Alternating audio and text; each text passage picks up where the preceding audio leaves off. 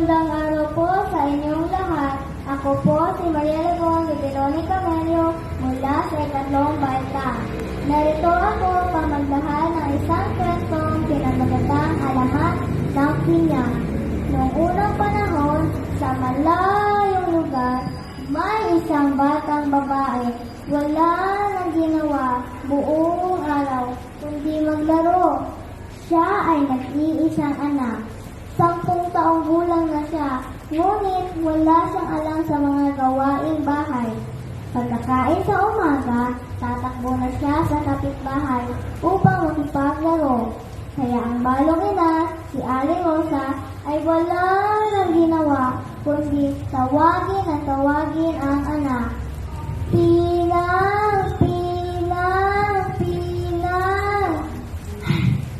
Pinang! Kunin mo nga ang aking supin.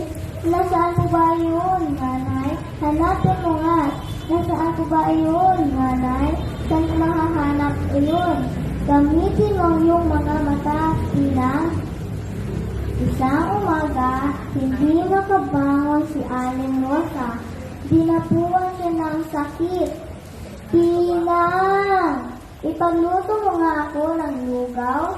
Naglagay ng bigas ni Pina sa palayo, linagyan ng tubig, at isinala sa umapoy na kalan.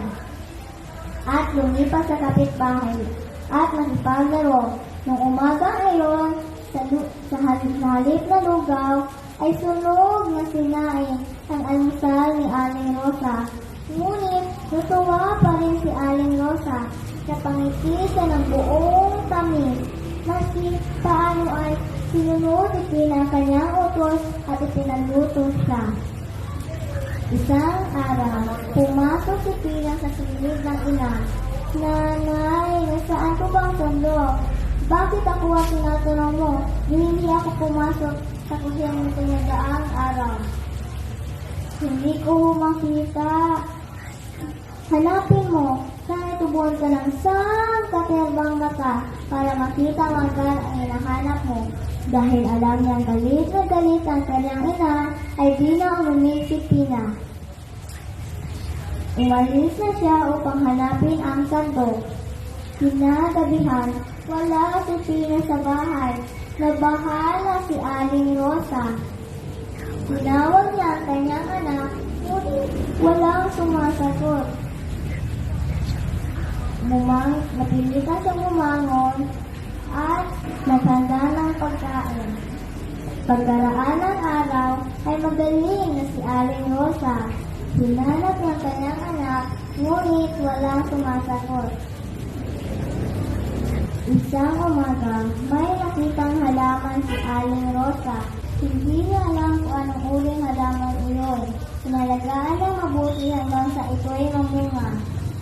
Laking pagkamangha ni Aling Rosa nang nakita niya ang anyo ng bunga nito. Ito ay hugis bilog at napapalibot na ng mata. Biglang naalala ni Aling Rosa ang huli nang sinabi kay Pina. Sana tubuan ka ng isang katerbang mata para makita magad ang hinahanap mo. Tahimik si Aling Rosa at laking pagsisisi. Dahil tumala ang kanyang sinabi sa anak. Nahinog ang bunga at nagkulay araw, pinitas ni Aling Rosa ang bunga, biniyak at tinikman ang dilaw na laman. Kay tamis ng lasa.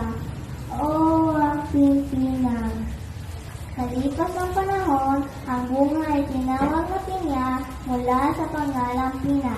At dito nagtatapos ang kwento ng alamat ng pinya. Maraming salamat.